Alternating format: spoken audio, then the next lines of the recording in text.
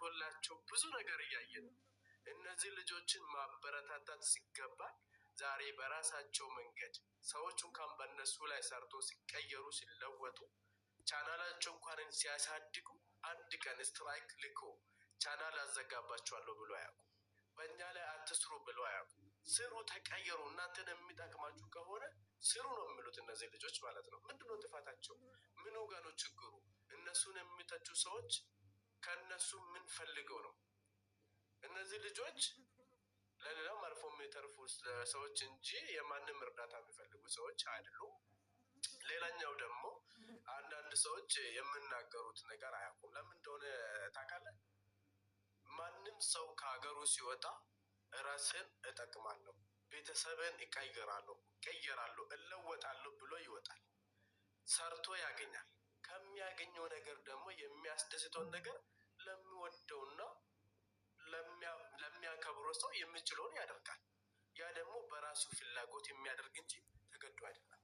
አንድ ሰው አለኝ ለወንድሜ ለእህቴ እሸልማታለሁ ካለ አትሸልሚው አይባልም። አንድ ሰው ስጦታ ይንካ ተብሎ ተሰጥቶ እምቢ ሲባል ያ ሰው ራሱ ስጦታ የሚሰጥ ሰው አይ ታዲያ እኔ አንተን ስጦታ አልቀበልም ስትለው ንቆኝ ነው እንጂ ምልክ አዝኖ ይግልኝ ነው አይልም። ምክንያቱም ያንተን አክብሮ ላንተ ቦታ ኑሮት ላንተ ሊሰጥ ፈልጓል። ያን ስትቀበለው ያ ሰው ደስተኛ ነው የሚሆነው። እና በግድ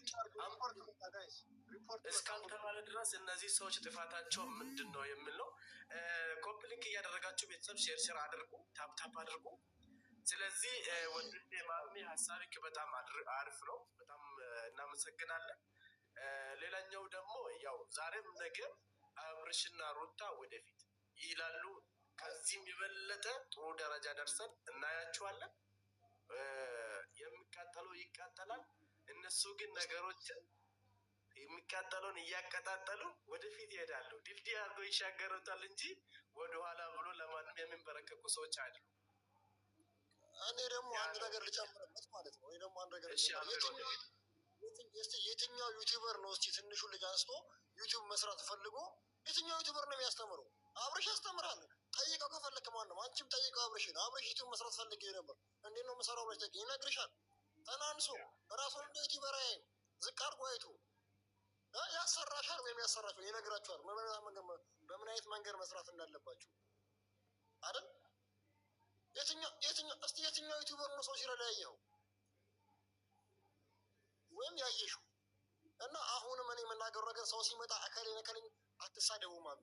አሁንም ለምን ተጠላችሁ? በቃ ለምን ተቋሚ ሆንሽ ምክንያት ብቻ ነው። ከዛ በኋላ መልሷ ምንድነው የሚሆነው? እሷ ወይም መልሱ ምንድነው የሚሆነው? ከመዳም ቅመሞች ወርቅ ተገዛለት